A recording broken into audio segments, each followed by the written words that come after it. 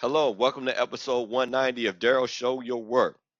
So, my previous episode, I went over how to properly identify a phishing email by observing its email headers and gaining some of the technical information, such as its IP address, the location of the vendor, and using several online tools to be able to deduce who exactly our attacker is. All right.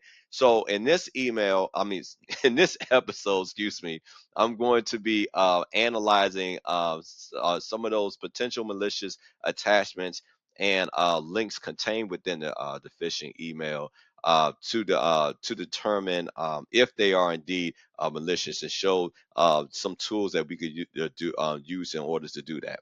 All right. So before getting started on that though, I wanted to remind everyone to please check out INE's current limited time offer on its brand new unreleased AI security specialist certification.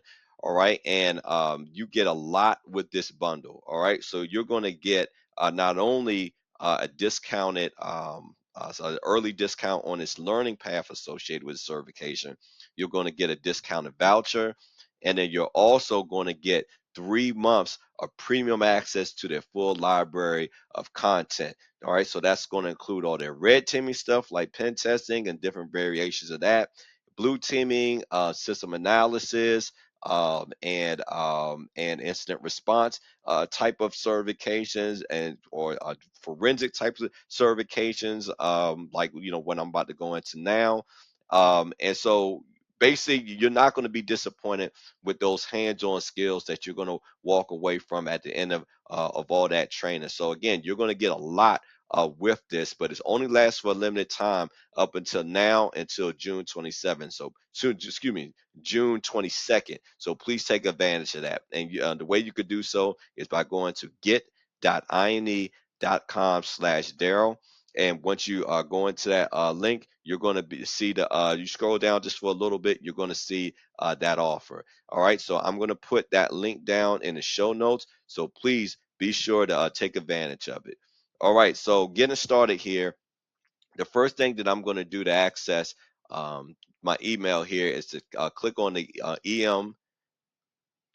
email client here. And again, for those that may have not watched my previous video, the EM client is just a client, an email client that aggregates all your other email accounts into one inbox. All right, so think Gmail, Yahoo, Outlook. You can load all your accounts into here and gain them through and gain access to them through this one email client.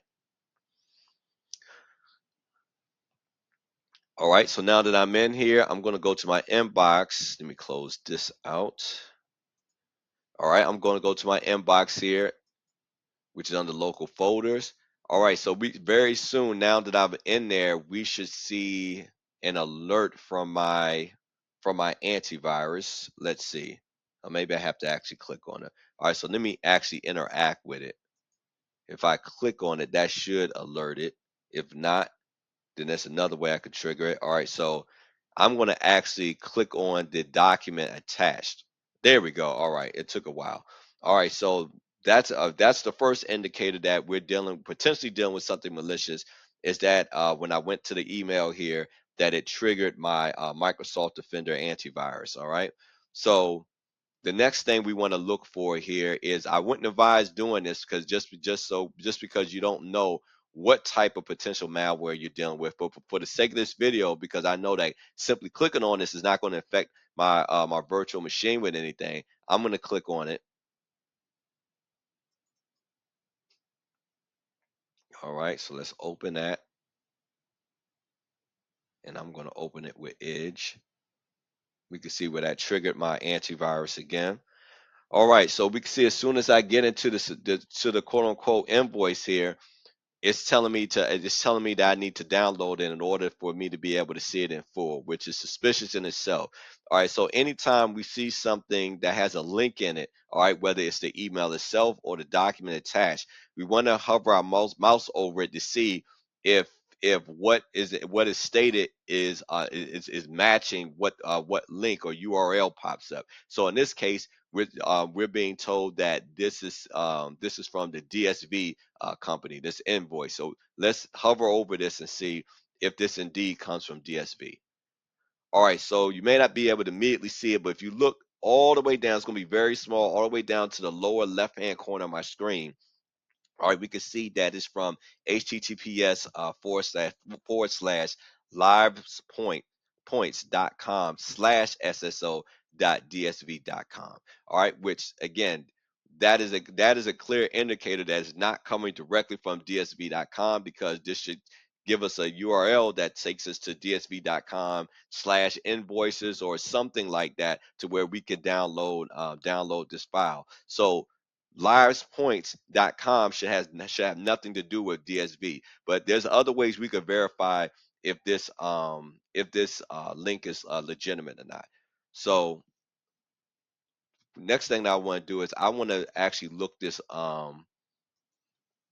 link up on VirusTotal.com and do some analysis there to determine, hey, has anyone else come across this link, and has anyone else flagged it as being malicious? So I'm gonna click on the URL tab here, and I'm gonna give it the full URL.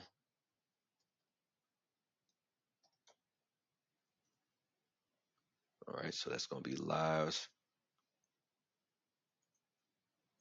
point. Make sure check my syntax there. Livespoints.com/sso dot dsv.com. All right, just to make sure everything is correct there. Okay, and let's see what happens.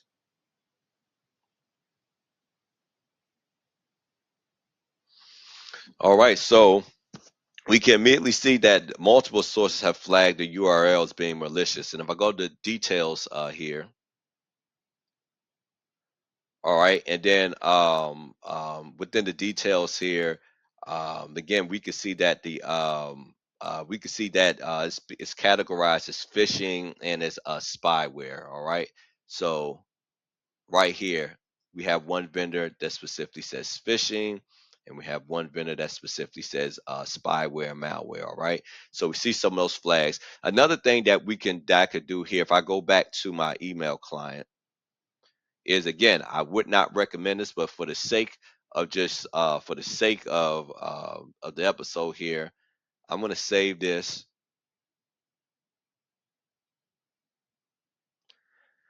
All right, I'm saved this in my document, and now I'm gonna upload it directly to VirusTotal and see what flags it finds in the document itself.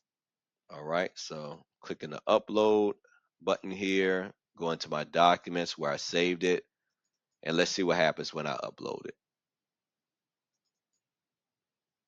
See what signatures it has. All right, so we can see when I upload it here again. Several flags immediately come up. 35 out of 64 vendors have flagged this as being malicious. So going into details.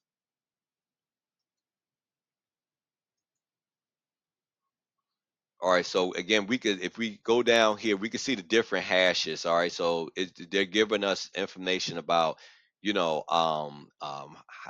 using different algorithms, how the hash for just variation of malware should show up. So if any of the hashes that we have match this, then we know that we've come across this malware. So the type of hash, for instance, if we look here, this is the actual hash of the file that I uploaded. So we know that this variation of it has been hashed with the SHA-256 hash function. And then going down here to the history, we can see that the first time that it was seen in the wild, and actually the first time that it was uploaded, was on January 16th, 2024. And then down here under names, this is just giving us the variety of different names that this malware has appeared inside of different email variations. So it seems like it varies depending on just the campaign. All right. So the next thing that I want to do here is I want to go inside the behavior tab and conduct some analysis of the file's behavior. And so the type of analysis that's going to be done here, some dynamic behavior analysis, and it's going to be conducted using some integrated sandbox engines. So what when I say integrated sandbox engine, these are the type of environments that simulate how a file behaves when executed, because I don't want to execute it on my actual system here. All right, I've shown that in the previous video, but I'm gonna show another way we can do that without having to execute it on my actual system. All right, and what that's going to do is going to help to identify the actions that it takes, such as code injection, process creation, or any attempts to evade detection. All right, and we've seen that it's not very good at detection evasion, because as soon as I clicked on the email, that set off my Windows Defender. All right, so if I go inside of behavior, all right, I'm going to unclick Zenbox. All right, in doing so, that's basically just going to isolate it and isolate the malware and the reviews to just a single source. All right, so I don't want two different sources of or two different sandboxes here giving me variation results. I just want to see the results from VM array here. All right, so if I go down a little bit to the process and service action section, all right, where are you? All right, so right here, this section here. All right, so I'm going to look at the process tree, because if I'm doing the analysis, I want to be able to understand the order in which this works or what triggers what. So if we could see here that once I've conducted whatever action triggers the piece of malware, in this case is going to be a trojan. All right, and what other actual malicious element is going on under that trojan file. All right, we could see that this acro rd32.exe file is what is initiated once that action has been taken, and then that is what actually is what's excuse me, that's the reverse, excuse me. Once I click on we can see here the hash of the PDF. Once I interact with that PDF, that's going to trigger the acro rd32.exe file. All right. And again, what that file actually does, I'm not necessarily sure. But if I had to guess, I'm going down here and I see something that says browser lock dot dc. So it could be some variation of a ransomware. All right, and that another indicator that it could be some type of variation of ransomware. If we look at the DDL files here, we see some references to crypt base or crypt dirty 2. All right, so that naming convention indicates that that there could some encryption is triggered once the file is executed.